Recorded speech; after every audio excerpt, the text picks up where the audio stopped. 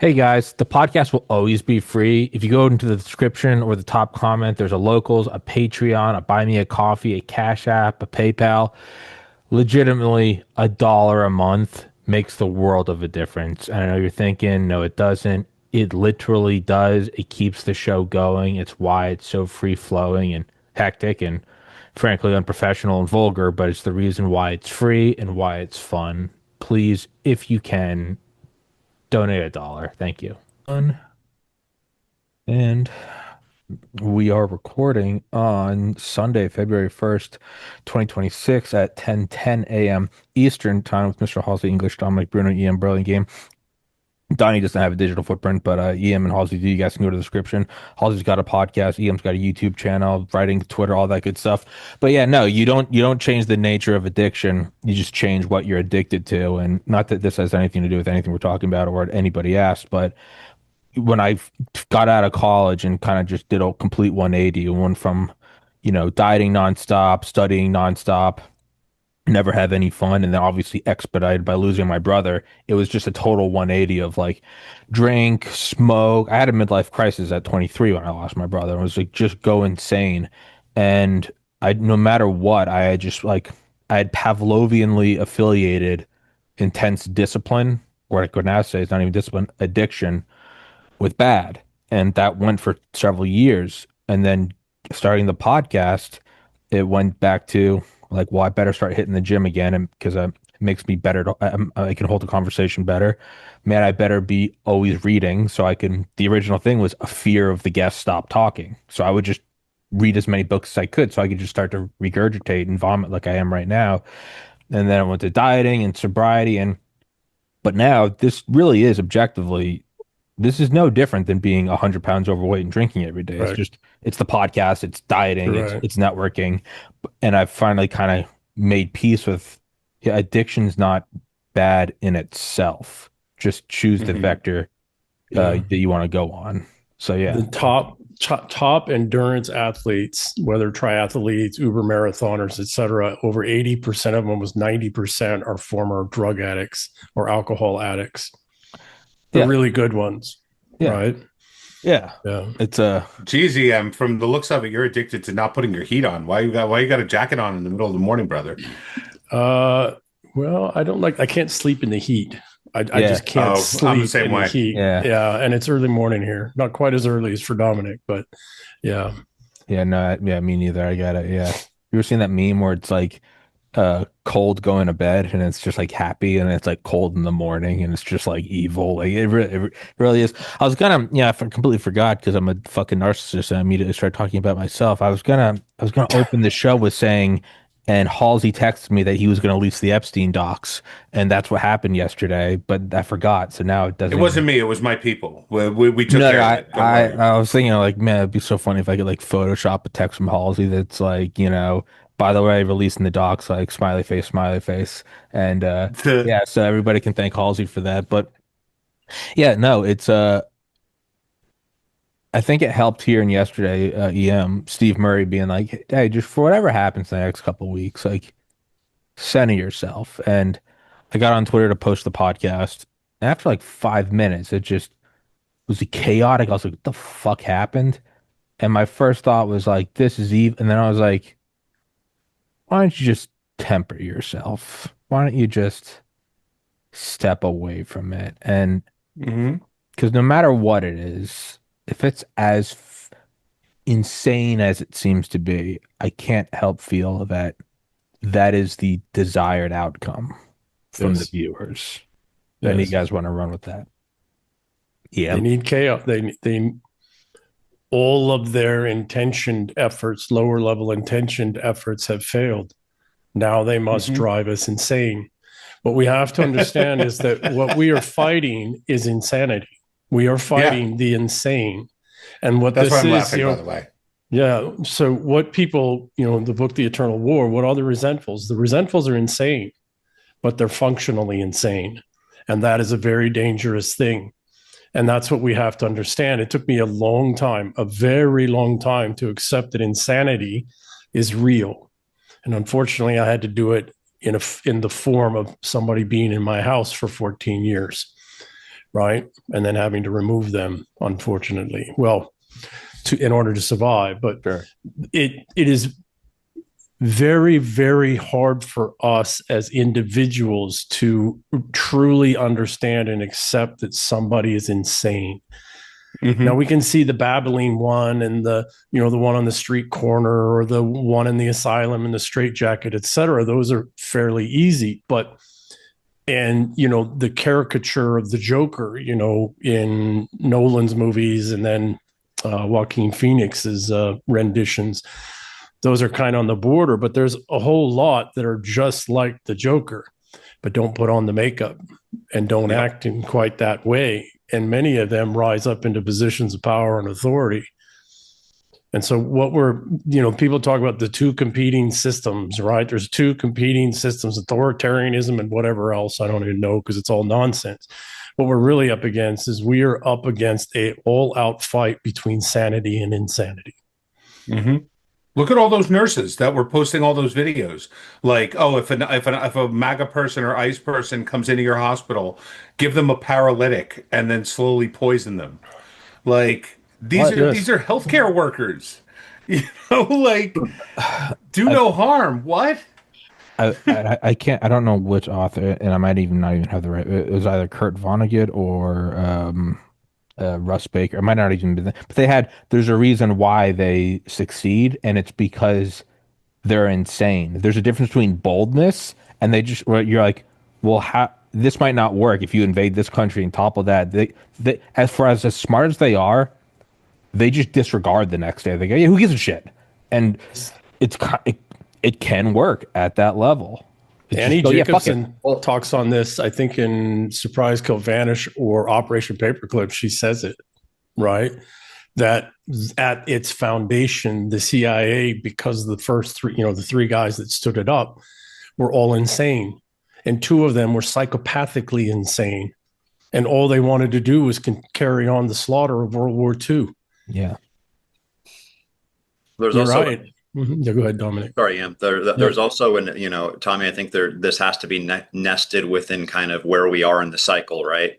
I think early on in the cycle, the seculum being a little bit insane probably has a high degree of optionality into it, because you have to be a person who doesn't accept the world as it's currently understood. Early, in what time frame are you talking about? Early, like proto-humans, or like no, in the seculum. So within the seculum, I don't know. Okay, yeah. So within the fourth turning, from, let's just say, 1943 until 1963, the springtime of the cycle, a small amount of crazy is a good thing, right? Because you see that you don't accept the world as it's presently constituted. You're willing to try crazy things, etc. Well, we're all the way at the other end of that cycle, where we are in a truly chaotic zone.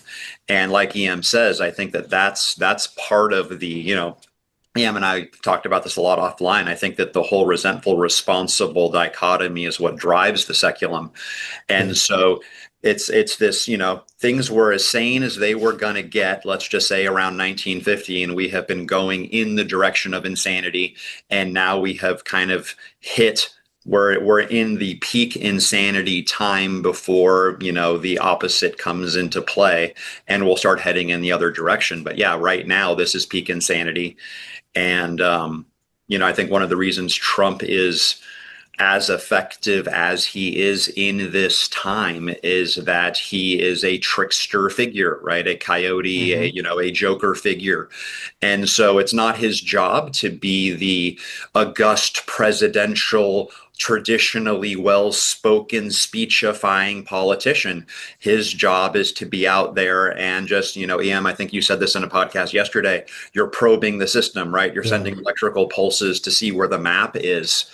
So yeah, that's the period we live in, and we shouldn't be at all surprised at the insanity, because it can't be anything else.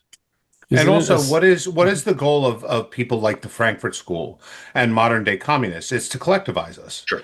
Right. And what they've managed to do, which I speak about constantly, is they've collectivized us around the worst possible thing, which is politics. It used to be people insanity. Identified with culture or religion, or they even identified with sports or things like that. But now we've collectivized into the worst possible manner that we possibly can, in that we let our politics define us.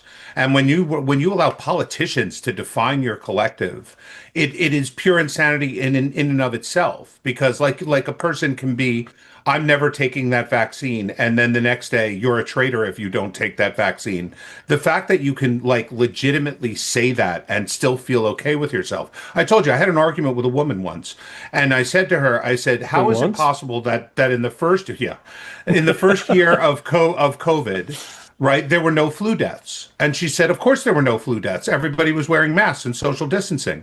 And I said, "Well, then how did COVID spread?" She said, "Well, nobody was wearing masks and social distancing." And I just looked at her like, "Really? I can't even continue this conversation." And I just walked away. Like, yeah. So the reason communists are communist, the reason they collectivize, is because each insane person flickers insanity and competence in every once in a while for a brief period of time. So they have to collectivize so that at least maybe there's some capacity for them collectively to function. However, they don't actually function, right? And they use politics because politics by its nature is, the insane glee club from school, right? yeah. So, they organize around politics because that's the way to throw up all the theater, right? All the masking. But what they're really doing in collectivizing, it's also why they go to slaughter and killing one another, right? And killing all, is through collectivization, at least they can survive, because somewhere in that collectivized system, there's going to be sane people who make things work the best they can until you kill off enough of them too, right? Because the one thing that insane really can't stand is sane people. Yep. They cannot. And one thing one thing defines insane people is that they're weak. That's the whole point. Is these people that are collectivizing are weak people. They're weak people that need to in some way project strength. So they do it through numbers. Yeah, I don't know that that's necessarily true. I've met a good number of insane people who are incredibly strong. It's not that for the most part, they have inhibitory neuron problems. They have impulse control issues, and they've had they're the ones who fail the Marshmallow test, if you understand that reference, right, from the old psychological study. Dominic, you're familiar with this study? Maybe you tell everybody the Marshmallow study. Sure. So you get a kid in a room and you put a marshmallow in front of them and say you can have one, if you don't eat this marshmallow for the next 15 minutes, I'll give you 2 marshmallows. And you come back in 15 minutes and a very large percentage of the kids have eaten the one mushroom, and it's a measure of your ability to delay gratification. Marshmallow, not mushroom. We're not talking to Clay. Right. Well, that would be a much more interesting experiment. No, we're not doing that. Yeah. And so it's a measure of impulse control, a measure of ability to delay gratification, to measure time preference, and it's just even as children, a lot of people fail the marshmallow test. Well, and if they follow those impulse or it could also just be somebody doesn't give a shit about the marshmallow. And they go, I don't care. Okay, so great question. That's also like an important point. Is like, it's a great question. So, do they care about authority? Do they believe authority won't give them the second marshmallow? That's part of So, back to One Piece. What they did though is they followed some of these people for 40 years, and they identified that the ones who had impulse control, who understood authority, all the more complex things Tommy you're articulating, were vastly more successful in life. Why? They were sane. And the ones that didn't have, and then the ones that had the least success were the ones who ate the marshmallow. I almost said mushroom myself. The one you've conditioned us now, Pavlovian, were the ones that ate the marshmallow and then lied about it. Bold-faced lied about it. Yeah. Right?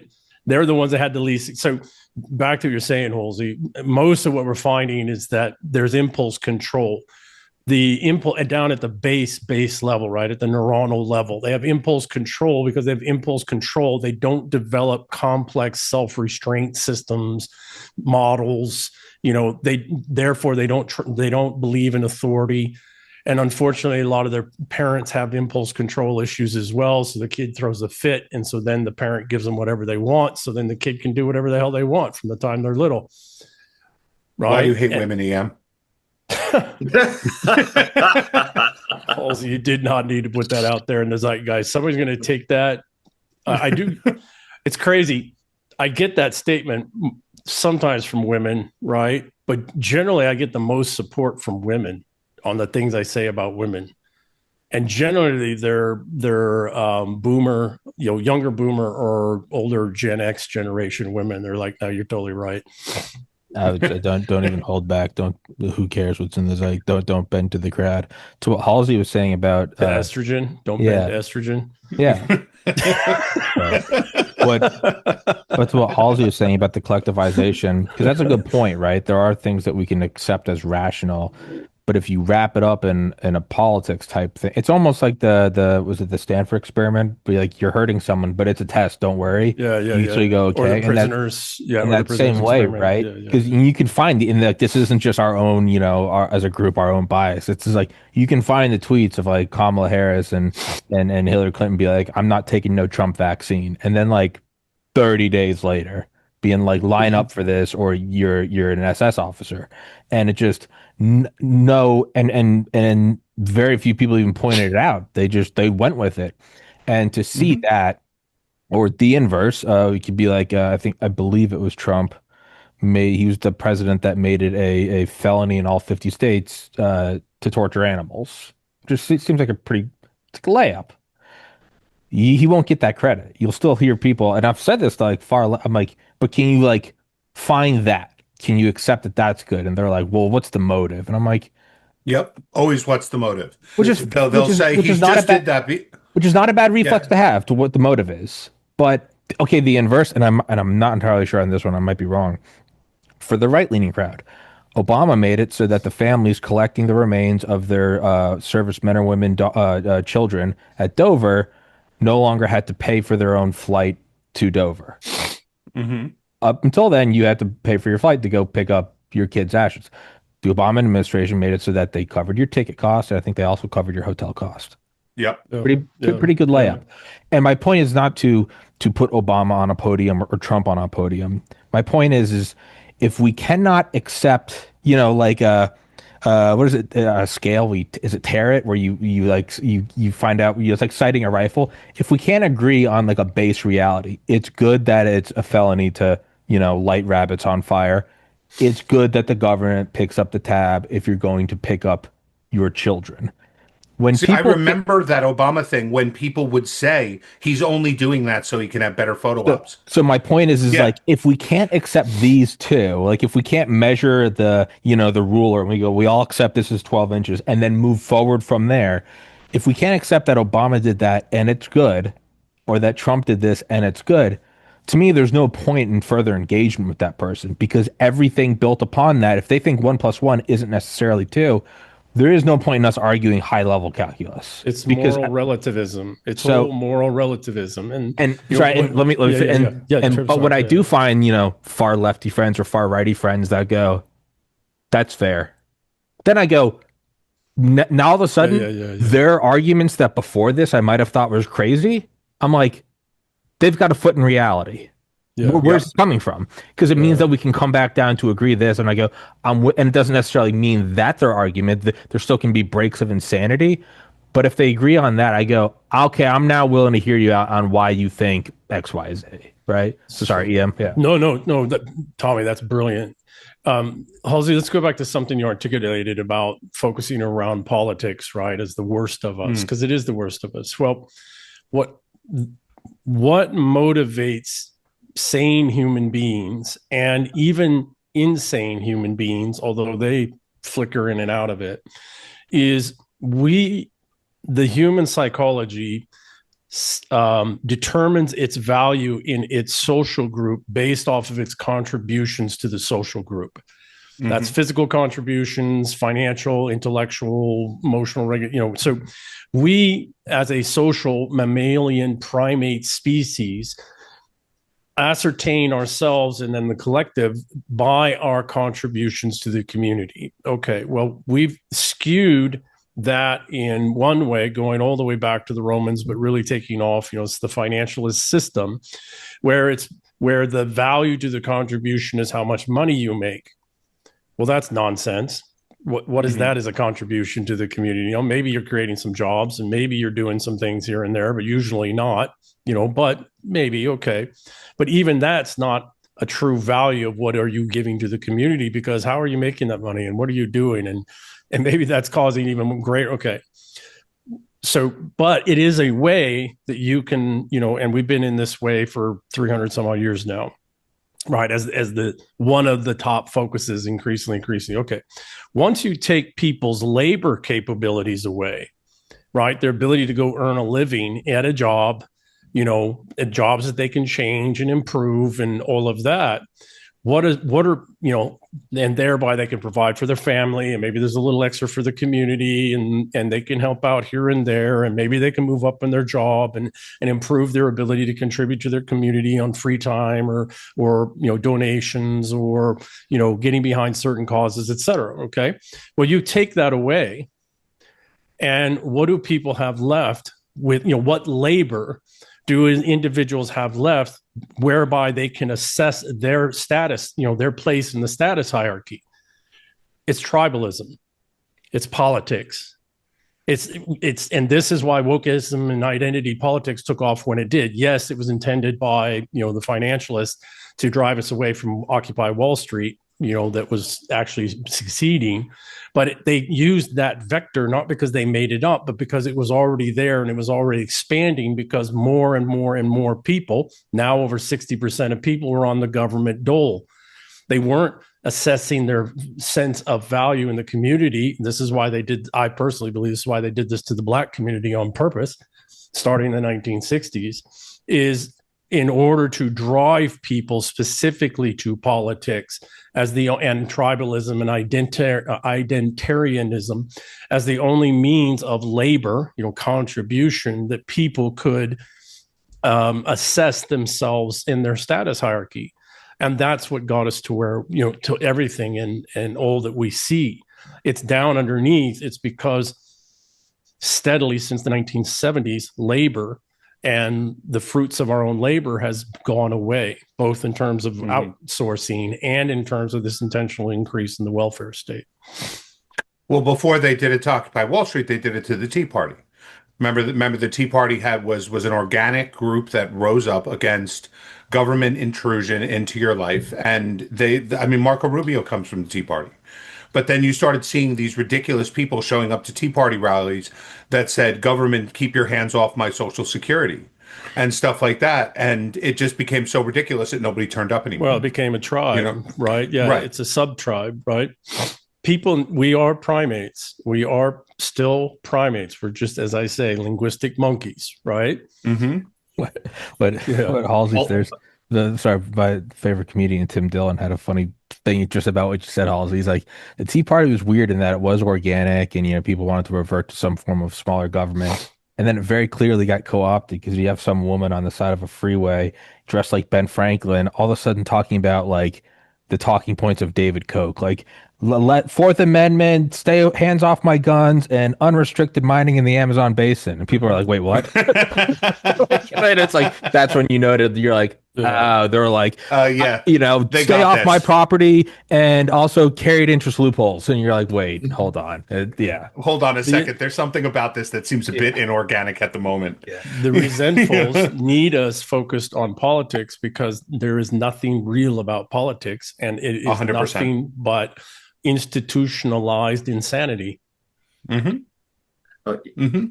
So Halsey, the word, if you don't know the word, entrism is something that's really worth studying. That was the word given to the way that leftists infiltrated other leftist groups and turned them communist. And that is a very old game that has been named and known, I think, since the 30s. So believe it or not, some factions of the left actually wrote some fairly good works on this, on how to stop entryism from happening within your own organization, because they were sick of being taken over by other leftists. Yeah, that's an interesting piece of that equation. So It's funny. this gets, Most leftist writers have made this like a big part of their entire being. Is how do you stay on topic and how do you stay on mission when you're going to have people trying to subvert your own movements from within? And they were aware of it because they were doing it. So it was kind of like, well, you're going to call out what you're already doing because you know what to expect. The right always assumes that we're so pure that it would never happen to us, Well, but never happened to us. that's why it happens to us 10 times worse. Right. Because responsibles can't imagine that someone would, covertly enter your organization because it's doing such objectively good things. well, let's be careful there. I totally agree with you, Dominic. Let's be careful there. Let's not assess that the right is the responsibles. Let's not do that. Yeah. And let's also The closest to the right. closest And then to. let's not, as I've written about several times, let's also not assess the right as actually being on the right because it's on the left by definition. With respect to the entryism, right? Of course they're doing that. They're barely holding on to sanity, and they can't take on anybody else's insanity and keep their shtick going. Yep. Yeah, there's an interesting analysis of one of the drives towards politics becoming the central force. If you think about politics, let's just say as it existed in earlier eras, right? Like let's just pick the Tammany Hall era, right? And you would have constituents, and your constituents wanted real things in the physical world, right? They wanted money spent, they wanted labor done. You had to quite literally, if you were a politician, come up with the goods for your political constituency, for your patronage network. If you can ephemeralize everything and your constituents are now happy with you kneeling in the rotunda to the god of DEI, think about how cheap it is now to be a politician. You don't actually have to deliver real goods. All you have to do is I tell this story all the time, and it's like part embarrassing, but at the same time, it was very eye-opening. When I did an internship in DC when I was in college a million years ago, and they used to have these mixers, right, where they would have like political figures come and you could just show up and hang out with them. And I was one of those people. I went to all of them because I figured, you never know what kind of connections you can make or what kind of stories you can hear. So I went to this one, and don't ask me how I found myself talking to Geraldine Ferraro. I don't know if you guys know who that is. Yeah. She ran with Dukakis as the Democratic vice presidential nominee against Reagan when Reagan took 49 out of 50 states, right? And I said to her, I said, I love hearing stories that I can't just read in the mainstream media. Like, tell me something that I haven't heard before. And she said, after we got shellacked, we went to a Midwestern state, I forgot which one, and we were talking to one of the labor unions. And when we met behind the scenes with the heads of the labor union, we said, we promise you everything. We are the Labor Party. Like everything we could have possibly offered you, we did. And your people still voted for Reagan like by 80% margins. What on earth did we do wrong? And they said, you don't understand. He made us proud. And that was all it took. She said it changed her entire worldview on politics. Because these people that they had promised the world to, that they were like the primary representatives of, could care less because Reagan made them proud. It sounds like they learned that lesson really well, and that's why the left has become, the traditional left has become all about form instead of substance. Because we offered labor everything they wanted, and we didn't get what we were supposed to. So, right, it's an interesting signal. They respond to the signal. There is no left and right. They're all the same rotting carcass. I don't know if I would disagree with you, but they're all the same. This is the problem, right? The problem is that, again, back to the primate, humans have to make contributions to their family, to their partner, to their marriages, to their kids, their broader family, their community, to earn and have real status, the kind of status that infuses your psyche and your nervous system so that you move through your day and you're dealing with the burdens of the day and you're okay with it.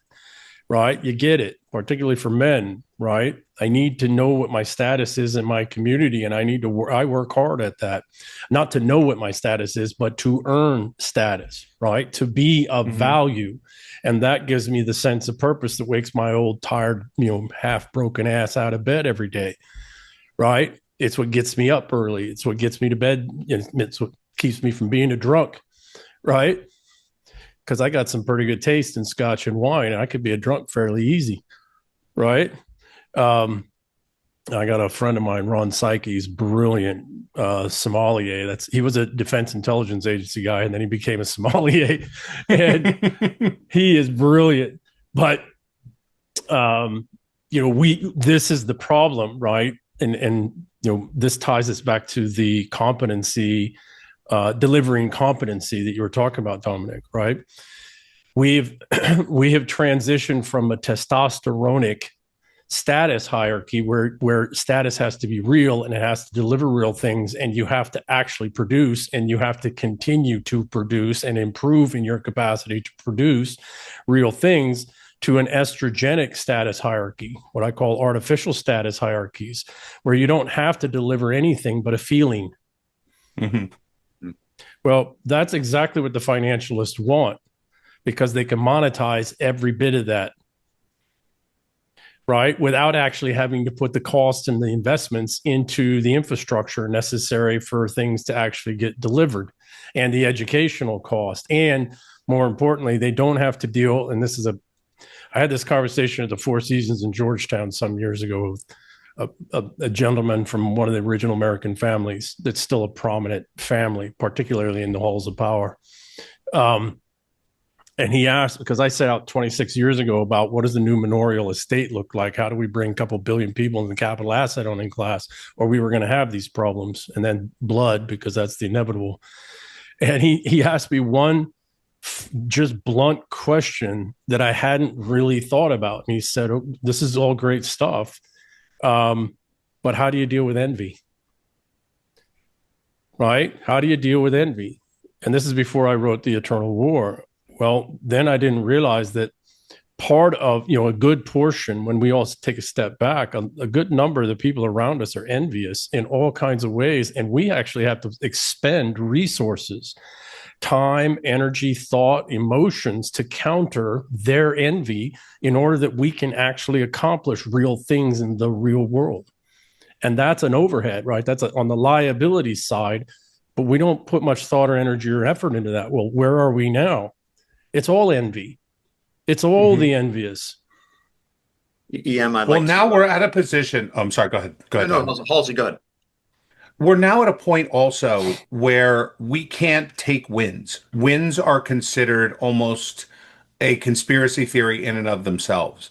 Like whenever Trump gets a win, you'll see the majority of like MAGA come out and find some reason why it's not really a win. How it's really some kind of loss, or it's some kind of him cucking to somebody, Just wait for or it. something. Wait like, for it. Yeah, like it's coming, and it's like, no, why can't we take some wins here? Like, why can't we build on momentum? Why can't we do good? And if you try to explain to people that some things are getting better, they'll just point to you why everything sucks. Well, because it's an easy way, and then Tom, I'll let you go, but it's an easy way to shirk responsibility, and that might not be immediately obvious, but for instance, I don't know, losing weight, if you cut calories and you're like, all right, it's just, okay, instead of ranch dressing, I'll use whatever, ketchup or whatever thing. And then you actually start to lose a little weight, and then your pants kind of fit a little better and you start to feel a little better. You don't want to acknowledge that was your own efforts, because what that really means is your lack of efforts is what got you here. But more daunting is if you continue these efforts, you'll get better. I don't want to continue those. I think it was a fluke. I just lost 5 pounds. Because if you look at it and go, that was a win, voting and voicing your opinion matters, all of a sudden, everything wrong in the world, you go, maybe we can. It's so much easier to go, nope, lottery ticket, fuck that. So even if it's your guy, the guy you voted for, and he's doing things you want, if you accept that that's what's happening, you then have to accept that you have the ability and the obligation to change. But Dominic? So I'd like to take a little bit of what we've been talking about and look at it through an evolutionary lens, because I think it might be kind of helpful. So there's this really good model that I like. It compares and contrasts, proto-humans, or not proto-humans, but let's just say pre-civilizational humans.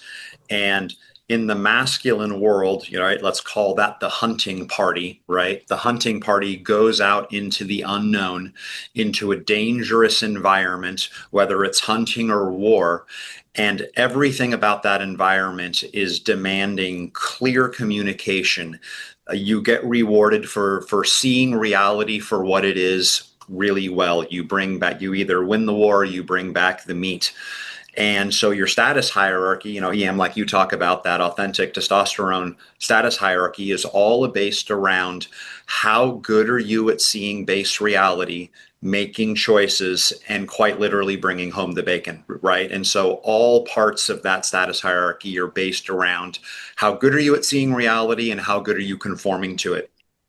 Meanwhile, back in the village, especially in winter, you have a longhouse, right? Filled with women, their children, and,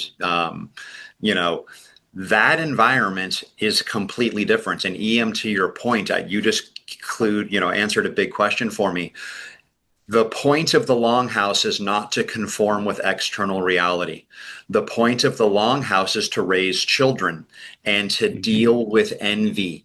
How do you keep all the women and children alive all winter, raising the children, and not have it devolve into camps that are, the men come back from the hunting party and all the women have killed themselves? Well, they have it, right, Andy, right? And so they have a completely different evolutionary drive in their relationship to reality. It doesn't matter what the real reality is. It matters, can we create a consensus reality within the longhouse that's going to get us through the winter, keep the children alive, and keep envy from, getting into a positive feedback loop that kills us all. Now, the men would come back from the hunting party, impose a degree of external reality, right? That's why you have, left brain, right brain, the Star of David, the yin and the yang, the left and the right have to come together, form balance. And then the men would go out again to a war or a hunt. And so it was this constant, rejoining of the artificial reality with the more real reality. And EM, like you've said, what has happened, let's just say since the 60s, and you can argue as far back as you want, is that women started to want to go on the hunting party. Right? We deserve to go on the hunting party. We're just as good as you. And it's like, okay, one woman can come on the hunting party, and it probably won't change the effectiveness of the hunting party. But how many women have to join the hunting party until the communication style of the hunting party changes? Mm-hmm. And so if you look at modern, let's just say entrepreneurialism or business, Halsey, I come from a filmmaking background. We think there's a product out there that's going to serve a major need. We're going to go into the unknown and make it happen. That's a hunting mindset, right? That's a pirate ship mindset. How many women have to join the hunting party until it loses that communication style? And it's not a majority, right? It's not at 50-50 that the communication style changes. It's at a much, much lower percentage. And so now all of our hunting parties can't communicate base reality to each other anymore the way that they used to. Dominic's brilliant. If I can follow on from that, when the men went away to go hunt, the way in which they hunted, the manner in which they approached the difficulties and even the internal conflicts in the hunt, hard set irrefutably the social status of those men in comparison to one another. Then they come back to the longhouse, and that hard status hierarchy that's been proven in real shit, accomplishing real shit amongst the men, sometimes fist fights and duels and all that other kind of stuff has been worked out. When they come back, their women are now directly associated with that hard base reality status hierarchy. Right. You start taking women and you start taking them on the hunt, you have to lower the standards. Mm-hmm. You might get the 1 in a 100%. million, 1 in 10 million, 1 in 100 million. And there's, people talk about those women who went through Ranger School. Yeah, talk to anybody that was actually there at the time, right? Total fake, total absolute fake. Oh, it happened in Israel. They celebrated the first women's infantry combat unit, and they deployed them to Gaza. This was years ago. They deployed them to Gaza, and the second that they started taking fire, they threw their guns down, ran away. They found two of them behind a rock crying. It was like Brisbane, like this shooting in Brisbane where the female cops were right there and they wouldn't go into the The female Secret Service around Trump. Correct. Yep. So Dominic, carry on what you're saying back to evolution. Men did the hard things that were life and death things for them and the tribe, right? For them and those in the longhouse, for the community. And yes, we can carry that forward. You're absolutely right. When you are in the startup world or you're in the new product world, you are taking a risk. It could cost a lot of resources. It could cost you your job. It could cost you everything. And the women that are associated with you, their status is based off of this. So I want to follow on. So you're absolutely right. It's less that we took them on the hunt. It's because they didn't want that. What they wanted is they wanted to be introduced into tribal leadership. They wanted to be introduced into the status conversations and distribution of resources conversations that the men were having. Mm-hmm. Without having gone and done the things that gave those men that position and the differences in positions where they could argue with. So all the organic status hierarchies got blown away, and then people were introduced and invited into leadership that should never have been there because they hadn't done and couldn't do the things that were necessary. Okay, that's one piece. The second piece is why this is all really taken off in the last 60 years. In the age of the welfare state, women don't even have the men. They're not even bound to men who've earned status now, right? Increasingly, less and less are bound to men who've earned status. So the women can't assess their own status based off of the man in their life and what his status is. And so now we've done this double whammy on women where we let them into things that they should never have been involved in because they had no background in it, that they don't have the wiring for it, and they haven't gone out and hard physically earned the status that the men have. And again, that's not all good stuff. Men go out and fight amongst each other. Right? We do horrible things to each other sometimes, but that's how we have to, orient, if there is some guy in our group and he's one of these envious ones, because men are that way too, and we got one of these resentfuls, we better check that dude. If we don't, it ruins the whole longhouse, right? Back to your statement, Dominic, right? So we do some really hard things that aren't just going and getting meat. There's a lot of other things that happen around the month or 2 or 3 months that we're out. And there's other ways of getting meat, like Linda's farm and, Viking raids, right? But there's all kinds of things that are going on, war briding. Yeah. But again, the point being I very much appreciate what you're saying. Women wanted to be involved in determining the distributions from the status hierarchies that they could not and did not earn. And then we went further from there, and women don't even now have the ability to improve their own sense of status. Now, women got to earn their own status in the world of women, et cetera, but they can't have a base to start with a father and his status, and a brother and his status, and more importantly, a husband and the father of her children and his status. Women don't have that. Now they're starting with nothing. And they're put in all these positions of, particularly in the business world, politics, all these managerial worlds, as if they have all of those things. And it's destroying them. Yeah. Going a step further to what you're talking about, I talk about this with people. Excuse me. Why is it that when men decide they're women, they all decide they're this Barbie doll version of a woman, right? They have to have long blonde hair and wear lots of makeup and wear frilly dresses and stuff like that. It's the same thing women have about going to work. Right? It's that they have this archetype of what it means to go to work, where they think men go there, we goof off all day, we talk shit with our friends, we chase ass, we're like, it's like a good old boys club where we sit around and get paid not to do anything. And then they get horrendously pissed when they're actually asked to do something at work because they don't consider that to be part of what they signed on for. It's the same thing. Yeah. Yeah. It turns out things actually have to get done, and talking shit around the water cooler doesn't get shit done. Sometimes. If I want to go back to something, Tommy, that you said. All right. The reason that we can't accept the wins, particularly today, we can't accept the wins because somebody bigger and more important than us did it.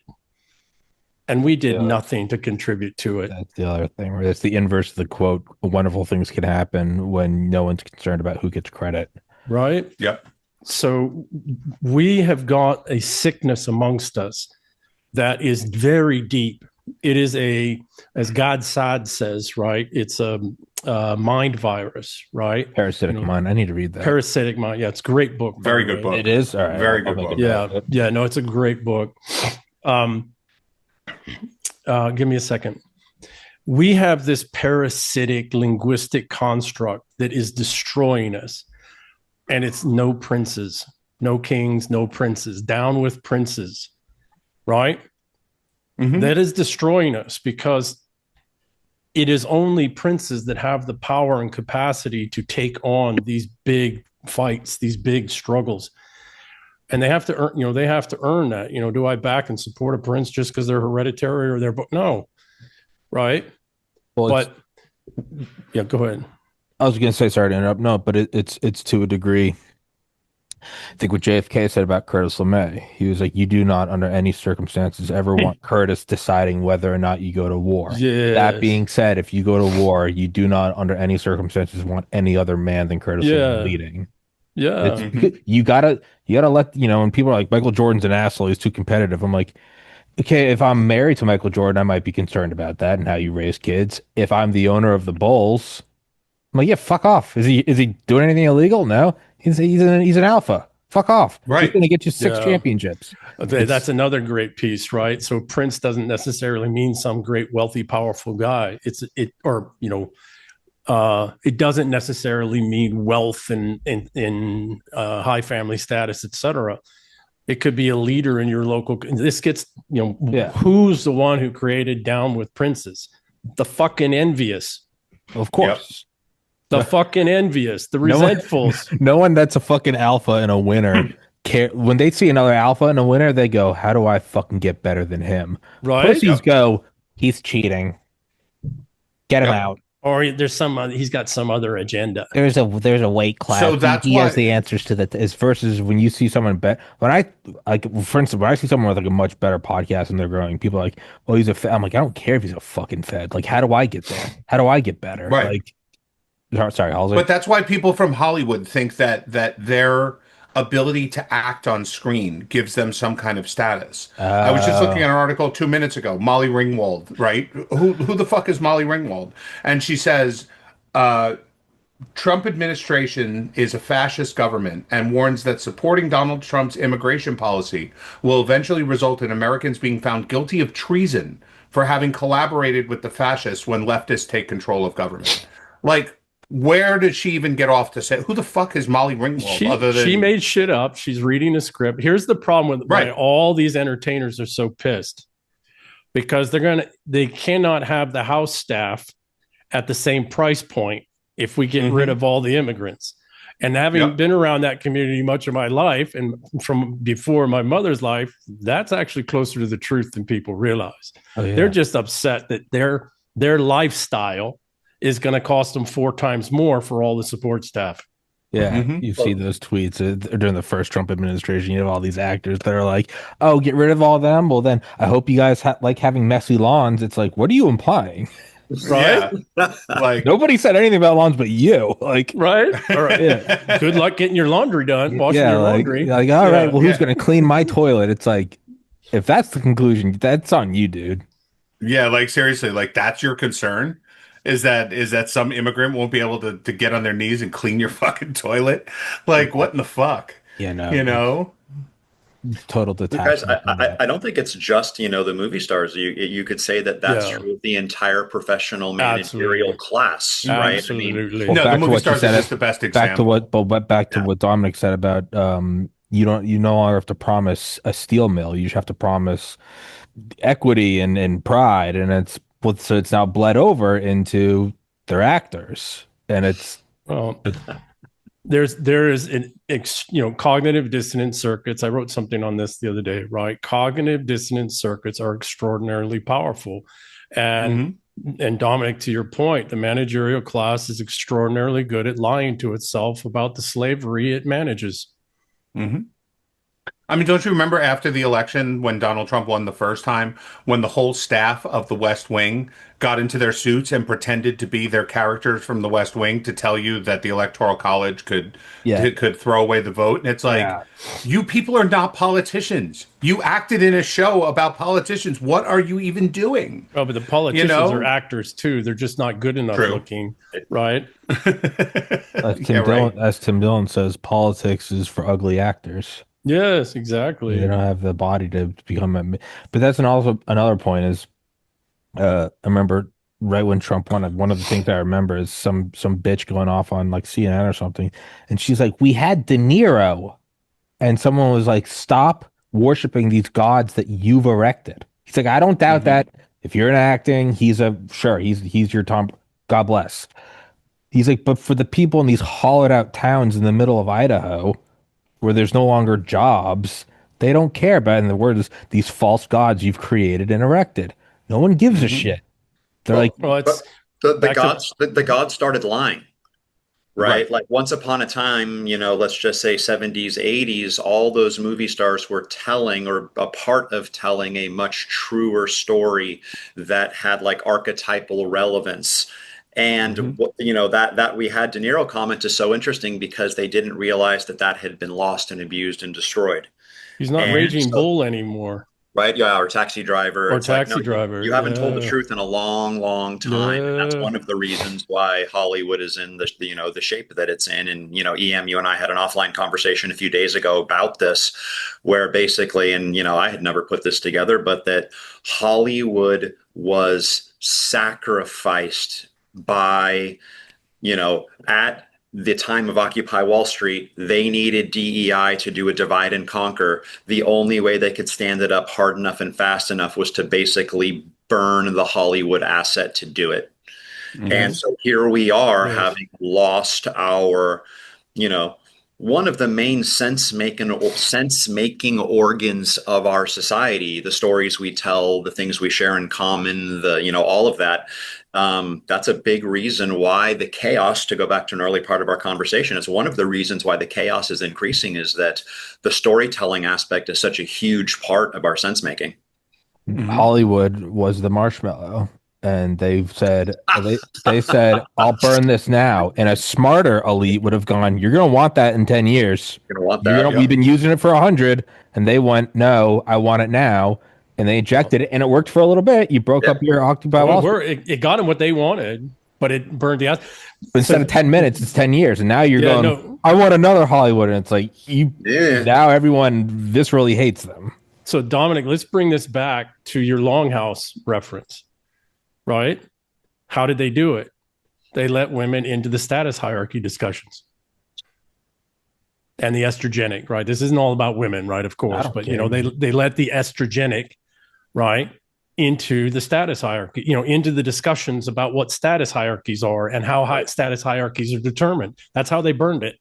Right. And oh, by the way, terribly sorry, Dominic. Terribly sorry. Go ahead. There's another piece that adds to that just clicked as well, because I said that to you the other day, because you and I have great conversations. You prompt things, right?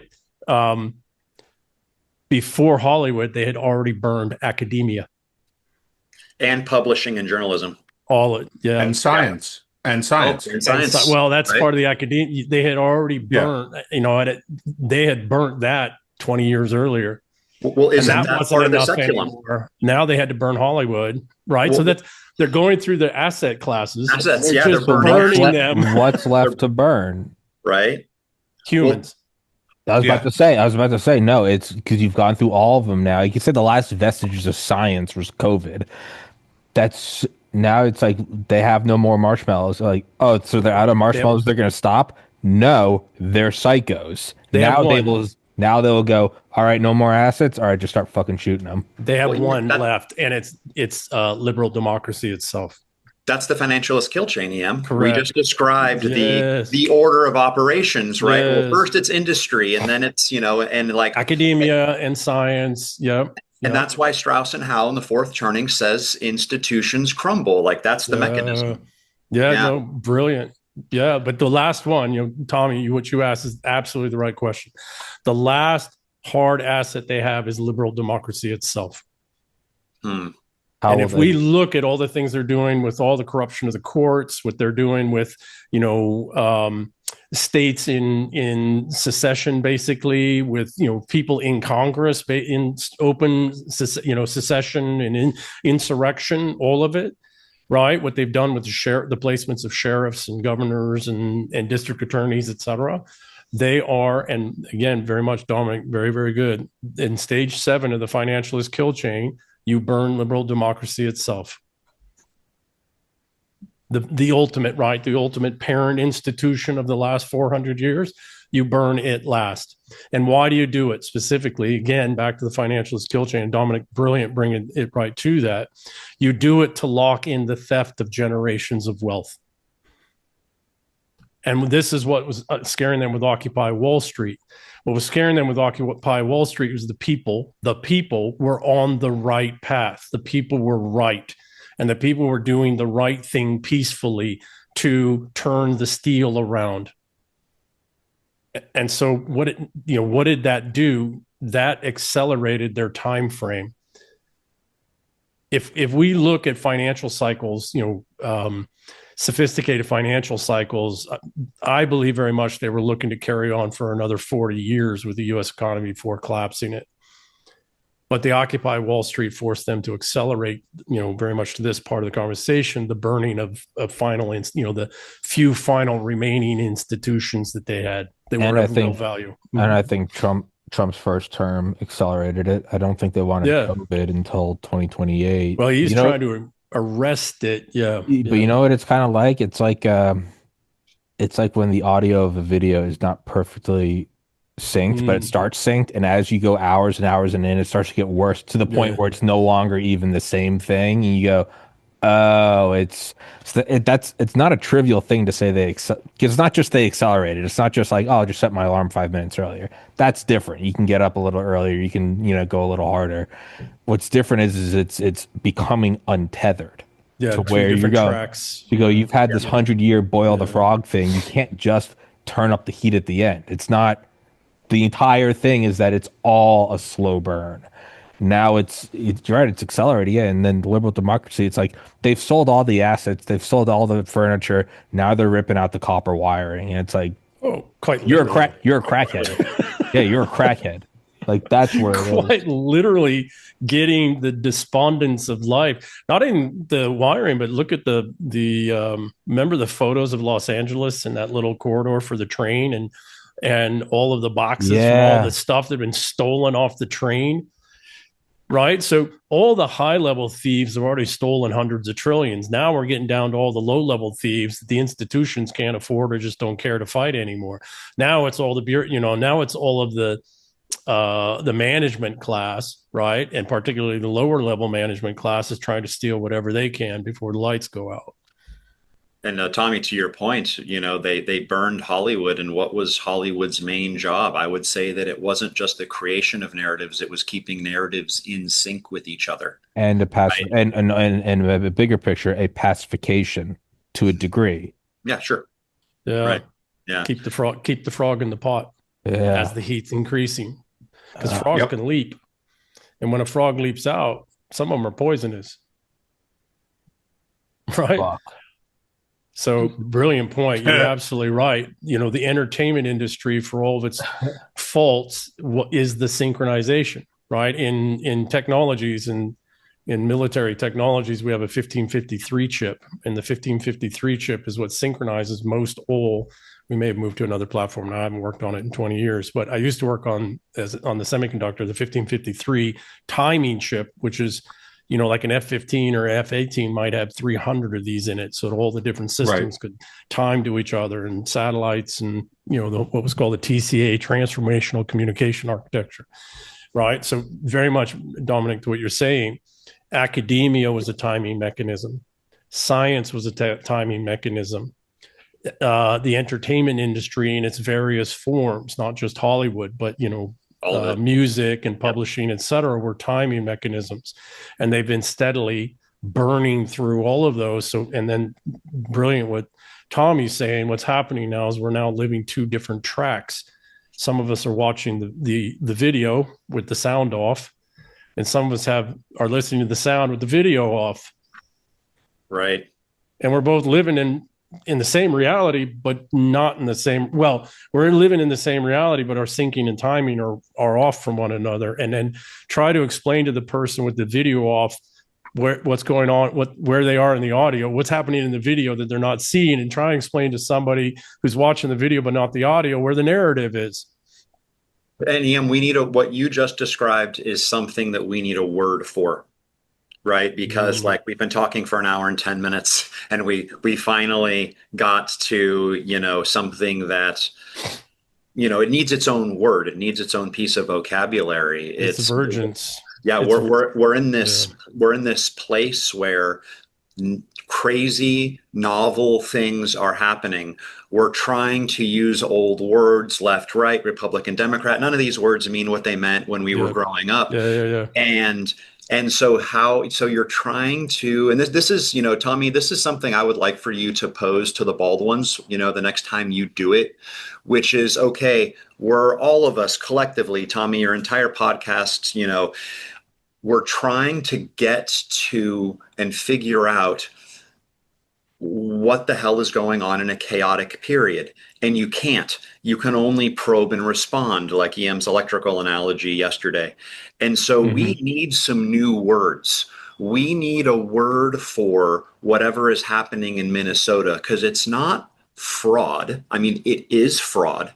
But what does it mean when it's fraud, aided and abetted by the government, but it's also part of a population replacement, and it's also part of a domestic insurgency, and with like multi-level deep state and international support? We don't have a word for that and what that means. This is why I wrote the book, The Eternal War, Dominic, very much to what you're saying, is because we need even if we do have the words, there's too many of them now for us to keep up with, right? So we need to simplify down to base, first principles, right?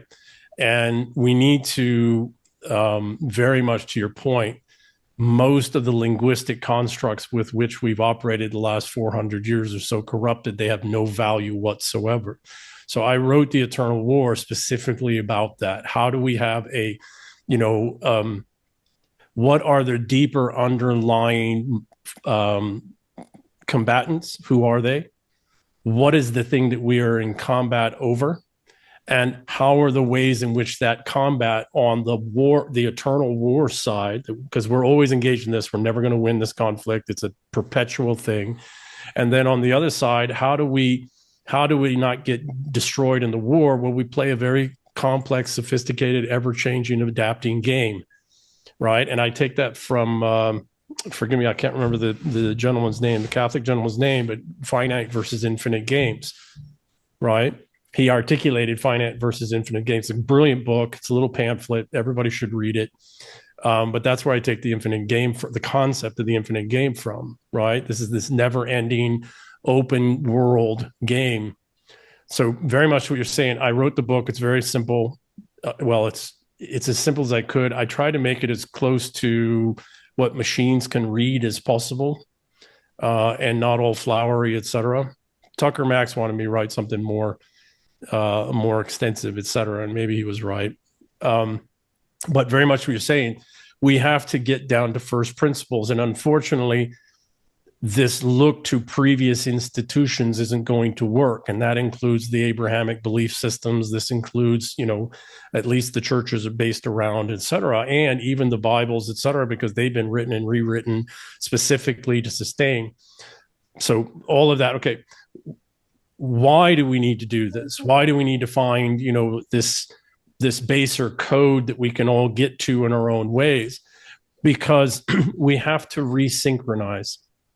We have to get the audio and the video track back on the same timing. We can't force that, right? Because then that's a cataclysm. So we got to go through all of this vergence, and that's the actual word for what's happening. It's called a vergence, right? Star Trek or Star Wars folks, the vergence and the Force, right? Divergence. There's the vergence, right? So that's what's happening, but we can't just force it back. That's what collapses things in absolute cataclysm. So we're going to have to, in all these complex ways, and it's not just 2 tracks, right? There's 13 different audio tracks in the audio, or 20, and there's, 30 different video, you can articulate that way better than I can, Dominic, right? But, there's frames over frames melded in with other frames, et cetera. So the point is, we're going to have to figure out how we recalibrate, resynchronize so that the audio video tracks, the psychological and neuroemotive tracks of our lives come back to something that actually is functional and real, and we can all view it, observe it, and participate in it. But we can't force it. That's a great word. That's a heck of a great work. And I appreciate your point. Here I'm looking to come up with a yet more complicated word to describe something. And you're making the point that no, we need to be going in the opposite direction. And you're right. For entropic reasons, the answer to our problem is not more and better language. The answer to our problem is finding whatever that convergence is going to be. This is okay. We have reached beyond thermodynamic limits. We cannot put any more into more complexity to get the 2 tracks back together, right? We can't force the thing. We just don't have, and unfortunately, this is what they're trying to do with AI and tech and quantum finance and all this. They're trying to eigenvalue us up more complexity to try and force us to some track. And unfortunately, they're going to fail. Because, unless they do get rid of humans and they go to machines, because only machines are going to be able to make that leap, because they're going to obviate everything that has to do anything to do with humans. And that means 99.999% of the complexity of computation, right? So if humans are still going to be of value, then we have to go back to simpler things. And we need to start working on how we bring these 2 tracks back to, we get a vergence or a convergence, not a vergence at some point. And we have to do that knowing it's not a matter of more investment. It's actually a matter of dramatically reducing the investment we put in every day. And Tommy, this gets to your meditation, right? What are you doing? For that period of time in your day, you are reducing complexity. Mm-hmm. Right? You're reducing today. Your investment. I'll start to look at like the higher and higher orders of like YouTube views and hours and thumbnails and network, and then it always comes back down to when I'm like, it starts to like, I don't know, when it starts to get a little hazy. I'm like, there's too many things, there's too many. I come back down to like, what has worked today and this day last year and this day the year before. Like the guests changed, the regular guests changed, the themes changed, the presidential administration changes. What keeps working? Show up every day, do 5 shows a week, try to be honest, try to be, respectful, well-read, give it your A game. Where's the money come from? Every year, if you looked at the sources of revenue, they're all wildly different, but the revenue itself keeps coming.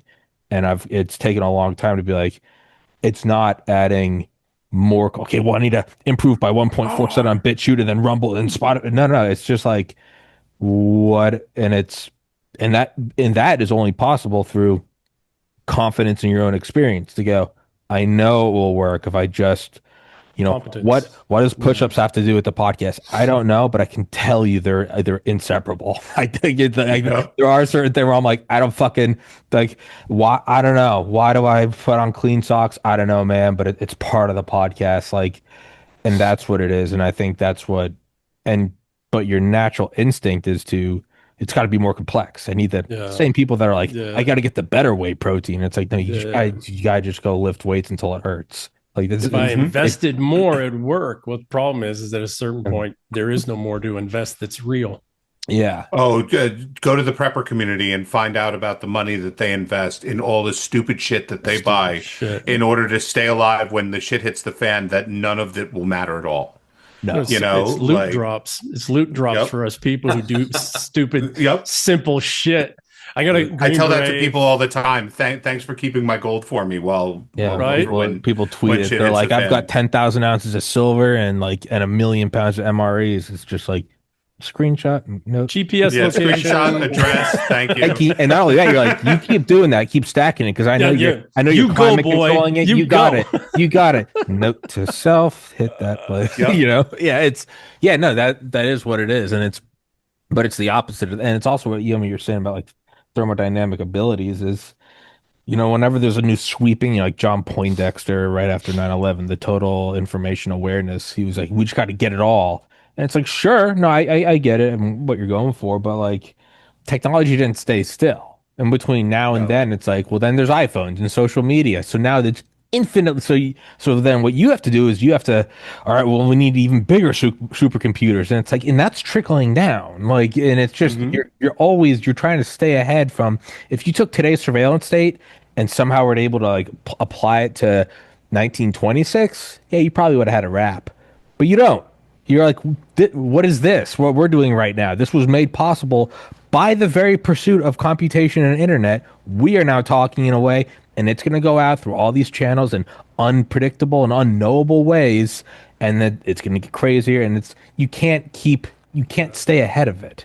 It's just eventually it will catch up, or at the very least, if it doesn't, there is a max between the amount you can get ahead. And the value shifts to the marginal anyway, right? So it's the piece of information that whatever piece of information you don't know now becomes as valuable as everything you've collected.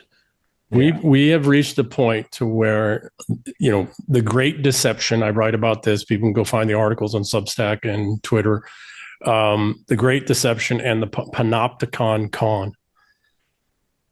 What they articulate to us, they are not capable of doing even remotely.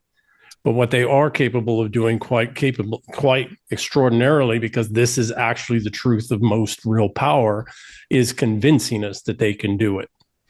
And then we self-regulate. Gorbachev, I don't know if it's actually from Gorbachev or if it's just from the HBO series Chernobyl, but our power comes from the perception of our power. Right. They think Gorbachev said that about Glasnost and Perestroika. Okay. He did say that. So legit power comes from the perception of power. Yeah. That's a non-trivial thing. It's like a non-trivial statement both ways. You can understand the self-regulation, but it also allows you to go like, oh, that might actually just be like a shadow on the wall. It's not actually a monster. It's just a branch in the moonlight going through your window. You're like, oh, and yeah, they don't like that. No. But it's very powerful. So what do? This goes to they don't like it. This goes to what Dominic was saying. So what do? They continually increase the complexity. They're always, sorry, Dominic, not to punch you, right? But they're always looking for a more sophisticated word to explain a more complicated thing, because they're constantly coming. The whole woke thing, that's what it was, right? You just read this, right? I never read a single one of the woke books. Why? Because I read Jean-Paul Sartre when I was in prep school because I had to. Mm-hmm. That's the one paper I failed because I literally told the teacher I refuse to read this trash. It's nothing but gobbledygook sentences. And I read it in both French and English, right? And it was gobbledygook in both. So, what they are constantly doing is constantly increase the amount of complexity. And the only counter from each other if we keep adding complexity, right? This isn't a technical issue, or it's not a. Ironically enough, you just froze up for a second, and then you said your first words backward. This isn't a technical issue. I was wondering if it was just for me or if that was for all of us. Dude, the weirdest started in though, and not man. I think it was maybe the last bald ones or the one before.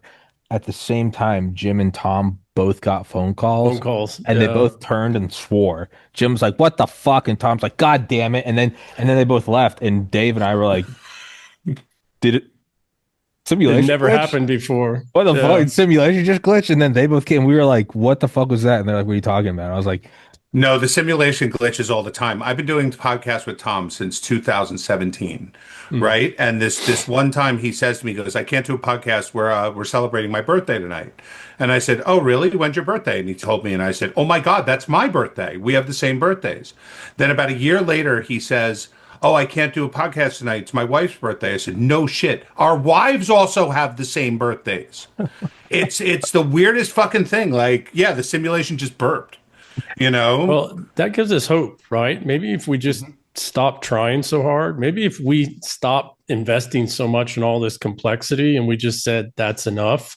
I'm not going beyond this point anymore. I'm not going to, maybe the convergence happens of its own. Maybe glitches are the rule, not the exception.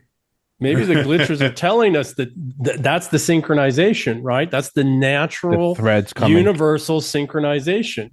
Oh, yeah. And we're not listening. We're not like, oh, right. I'm going to give you an example. Okay. So I've been studying Norse mythology pretty heavily here recently, particularly because of conversations with Clay Martin, right? Around Ragnarok, etc. Yeah. And I don't want him to come down the street here and barbarian in my house, right? We can do that shit outside.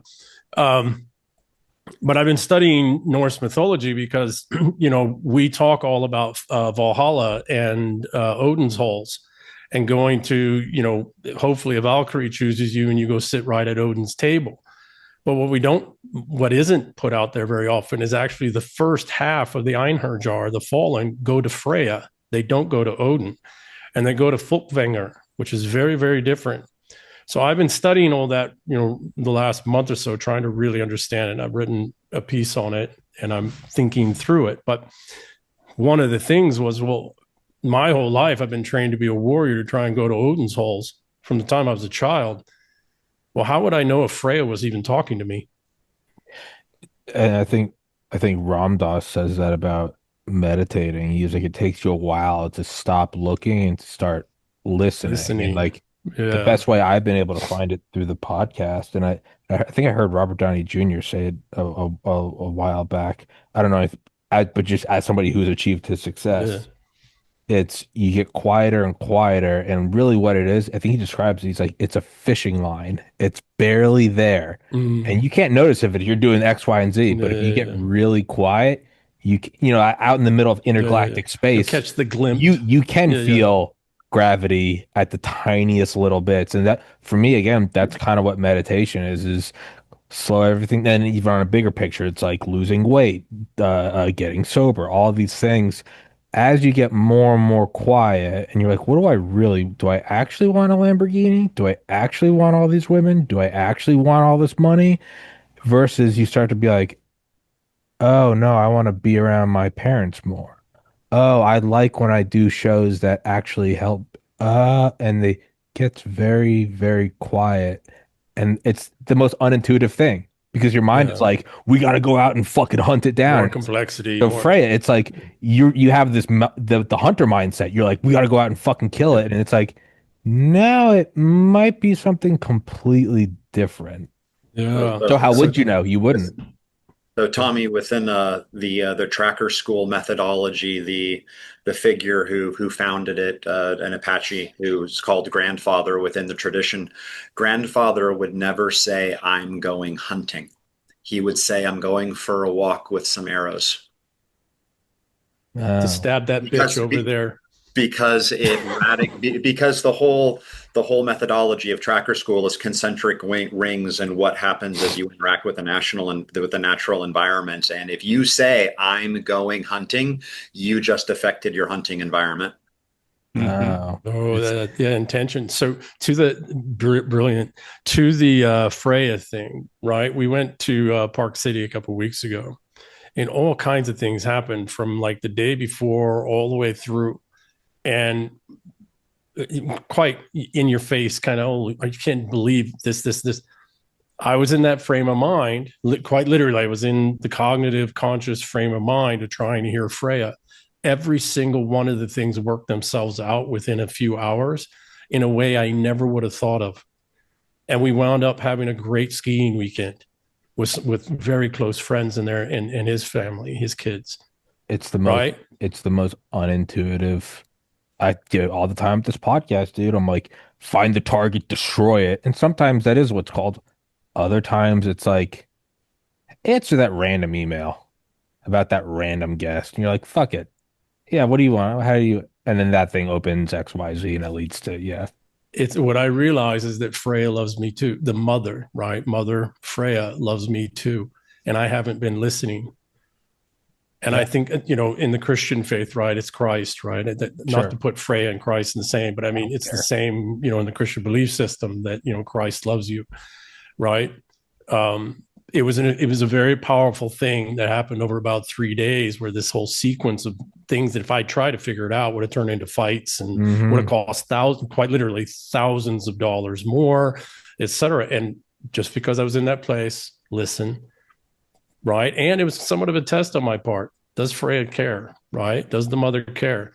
And they all got worked out in ways I never could have imagined. They got worked out fairly quickly. We wound up having a wonderful time. Even one of the ladies who was involved in one of the issues, wasn't her, it was the system she was in. We wound up having an extraordinary conversation. Found out we lived in California, not too far from each other. Her kid lived somewhere. That there was all these overlaps between our lives. That this lady in the kiosk, well, the skiing ticket kiosk, I never would have known. And there's also like, and I found in my own experience, sometimes there's a hesitation to do that whole method of the feminine, of letting it go, Letting it be, because in my mind I go, is this the beginning of the path down the whole resentful princes? It gets start to get very, well, I tell myself all the time, there's a difference between noticing when a muscle is hurt and you're gonna hurt yourself versus being a pussy. You going, my shoulder kind of hurts today. It's like, really?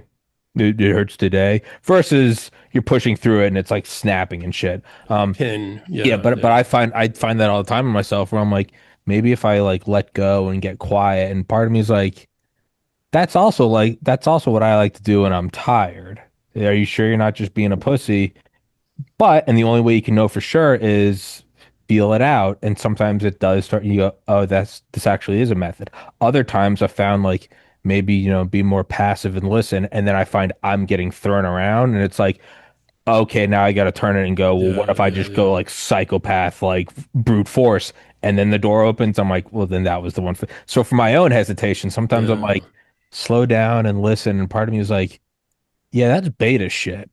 And oh, that's next thing I know, I'm going to be going, no kings. Like, I don't know, but I guess the only way you can know for sure is you try it and you experiment it and then see if it actually. You got to listen to both, right? That's the thing. And then if you're listening, not to one or the other, but you're listening, again, in my ancestral system, right? You're either going to hear Odin's voice or you're going to hear Freya's voice, right? And you're going to hear both, but one of them is going to be stronger. Like, to the point, right? I've had times when I was an athlete, that I would have the same thing. It's like, oh, I'm feeling this, particularly because I had hip damage because I got hit by a van. Whole crazy story. But anyways, sometimes I would listen to the pain, but then and mellow and calm, not go fill that time with something else because I'm physically hurting. But within an hour or two, the signal to go train, to go work out got so strong. It's like, okay, I'm going. Yeah. Right. Yeah. And I'd go work out. And sometimes it would make the pain go away and I'd have a great training. Right. Yeah. Yeah. No, it's really only trial and error. Yeah. No, I'll get that where I'm like, it hurts. And then you start moving and you're like, oh, it feels better. Then there are times you're like, fuck it, I'm going to go in there. You do 2 reps and you're like, fuck.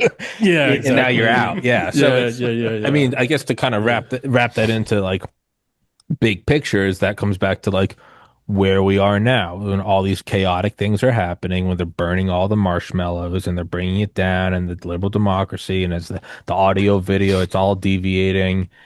Yeah, how do you get? And I don't have an answer for that. How do we, as a collective, as a society, get back to that? There's going to be, I imagine, 2 competing voices of, how do we? And I don't have the answer, but it feels like it's on the meta level. It's like it's me meditating. It's we got to reduce complexity. Yeah, we got to reduce complexity. That's got to be the name of this show, the burning marshmallow test. I was going to remove complexity.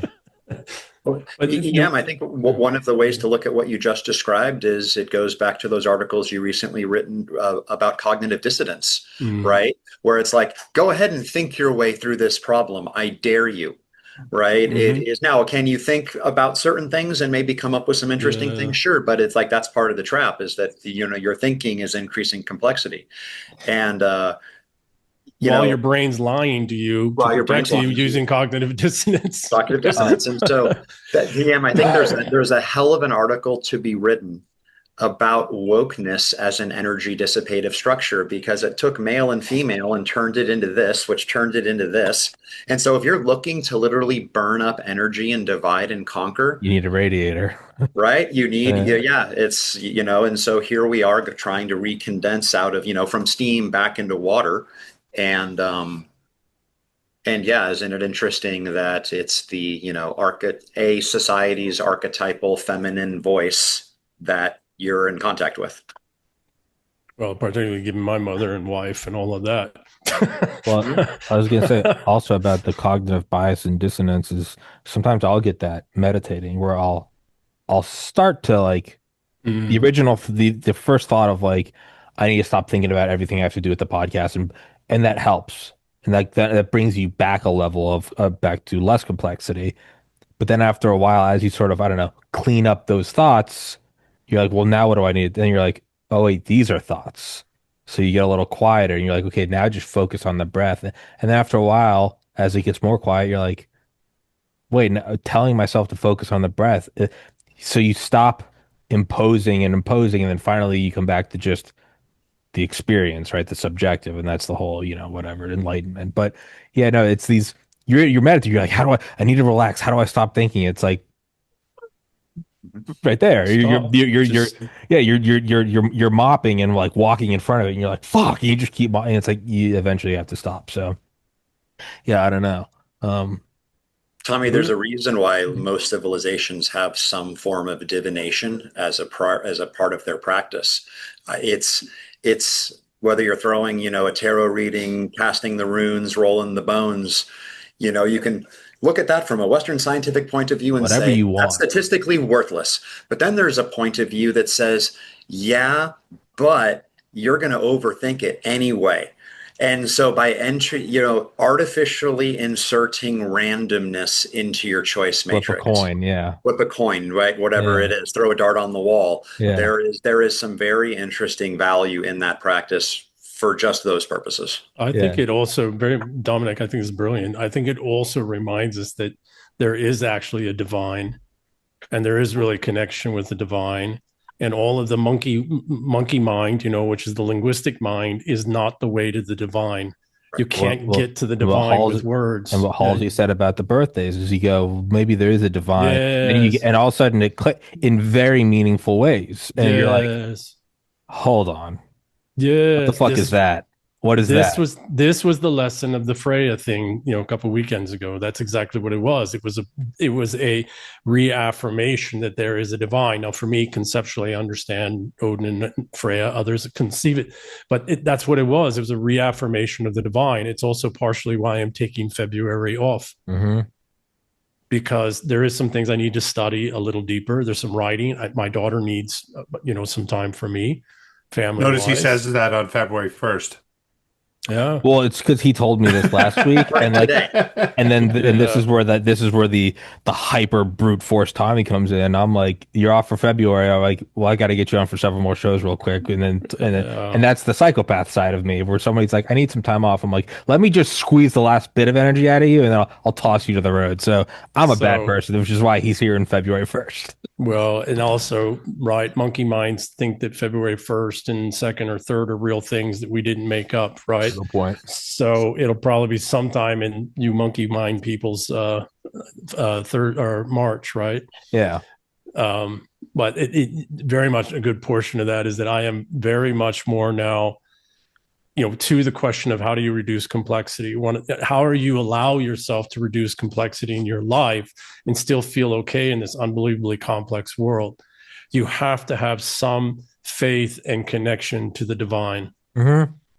You have to have this understanding that there is this thing vastly beyond any complexity that humans have ever come up with in all their time, everything combined. There is a thing out there that if you listen back to the birthdays, right, Halsey and Tom, there are all these little synchronicities that are happening, these little synchronizations that are happening in the network, the circle, the things that are happening, but we don't pick up on them and we don't hear them for what they are. It's like, no, you're grounded.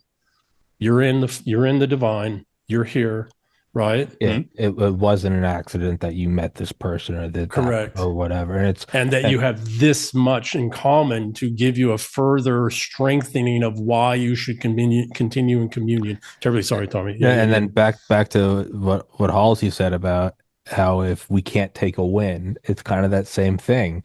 Because if you do take a win, and what was the win? When I slowed down and reduced complexity, I got closer to the divine.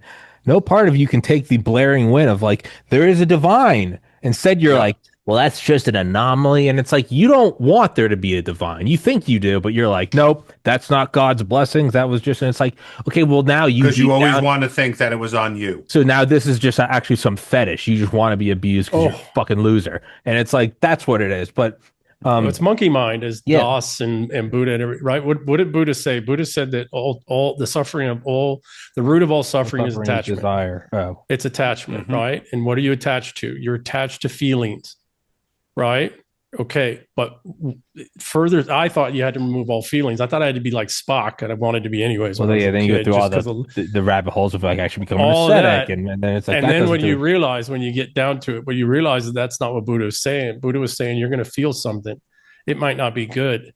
What you are attached to is wanting to feel something different than what you're feeling. Yeah. Just feel it. And just don't give it meaning, don't give it purpose, don't attach to it, don't hold to it, don't try to monkey mind it. Experience it and let it pass. And then we'll wrap it up because I have actually you have another show. But I want to bring you back to actually something what Halsey said when you my slave master. I told him I'm breaking free. And he said, "Who told you could break free?" I was like, "Get back in the fucking fields, boy." I sent him a photo of Django. Yeah, Django. Right? Yeah. I was like, no, I'll crack that fucking. I'll go from talking about the divine to very quickly. I will go back 200 years and be like, "Now you listen up, boy." Sorry, Tommy, you were saying. Yeah, but what Halsey said when Halsey had me on his show, and it's one thing I think about is when you're like. What is this? You can't eat, pork, or you can't eat shellfish. You can't do this on this day. Or you can't wear, and you're like, some people go, well, it's an analogy or it's a metaphor. But Halsey, you had a great point. You're like, well, if we're talking about the most beyond omniscient force, God, how could you possibly understand? Because some things, it's like when you're a kid, your dad's like, you'll understand when you're older. But there are other, like your dog will never understand. It just kind of eventually knows to trust you. And it's like, the dog's never going to grow up and go, Tommy, there's always going to be that deviation. At a certain point, you just have to trust that it's a higher thing than you'll ever conceive. And I think about that all the time since we've talked to all these, like, there are some things where that is the lesson and you're not going to understand it because you're a fucking goldfish. And it's like, okay, then just trust it. And that's a very difficult thing, but that comes back to the whole reduced complexity. Is like, you don't know why. You're not read it. You don't need to know. You don't need to know what's in that container. You just got to you're dropping it on Hiroshima. And you're like, all right. I don't know if that's the best example. Vaporizing. So what I said was actually the comment that I normally make backs up what EM was saying completely. What I always say is because a lot of times people in Judaism will tell me, they'll say, I don't think God cares about what I eat or what I do on a Saturday. And I'll say, well, that's the easy part for me. I can easily accept that God wants things from me that I'll never understand. This is an omniscient, this is the be all, the beginning and the end. How am I ever going to understand that? I said, what I have a problem with sometimes is believing in God.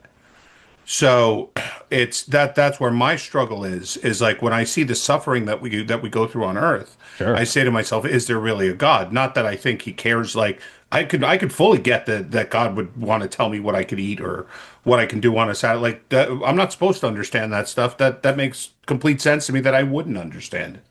But that's the difference between me and other people is that there are times I question whether there's a God, and that's where I Sure. have a struggle with the How religion. much I get that all the time. Yeah, no, how absolutely. much better is the fish because it understands the nature of water? That's such a good way to put it. Well, I would say, but lastly, to what you were saying, Ian, about that ski trip is, then you can kind of you can't. Writing that down. Halsey's losing it, but like That's it really funny. it does come down to, you can do your, this is where you can use the rational mind. You go, well, what if I just follow it? What if I try it out? Let's see what happens if I do get quiet and I stop trying to, flow chart every podcast. And if the results are time and time again, you're like, that actually worked out. To me, I'm like, I'm never gonna find the memo. It's like, you're never gonna find the memo that says, "Hey, we're killing JFK." It doesn't exist. They're not stupid. They got rid of it. No. You're gonna get really close to it though. You're gonna go, all right, it's the last puzzle piece.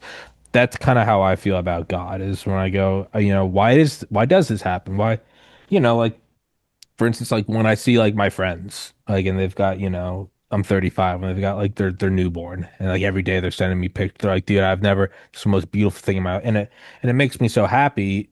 And then what comes back to is, I'm like, so my brother that committed suicide was the firstborn. And then I go, I thought I understood that loss. I understood that loss from a sibling point of view. Even now, I'm like, Yes. I don't even, it goes blank. Like Yeah. it just goes, doo, like the white, I'm like, it's trying to look into a nuclear explosion.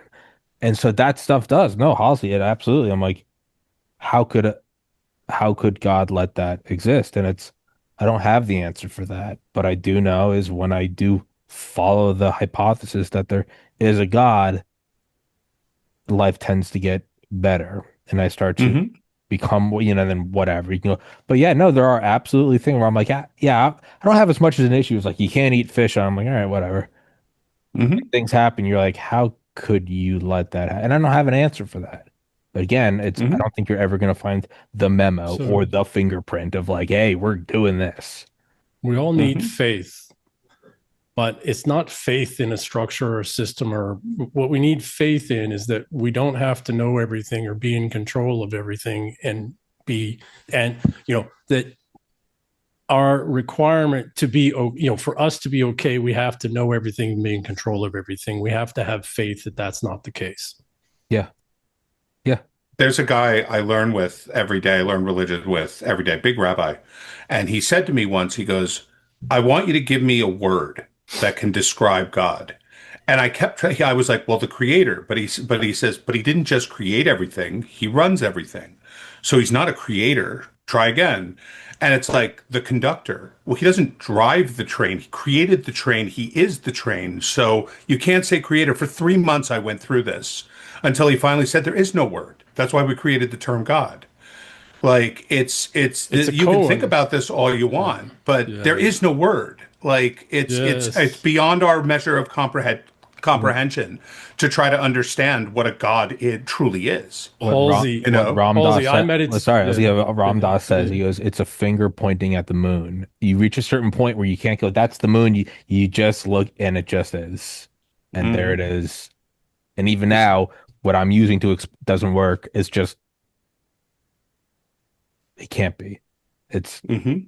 I have studied everything that I could get my hands on since I was a kid to try and understand and know enough, right? Because I didn't have faith. I didn't have faith everything was just going to work out. So Mhm. I needed to know and I needed to understand. I've studied all these things, all of it. That's so many things. I've given up so much social life and all this other stuff to do this.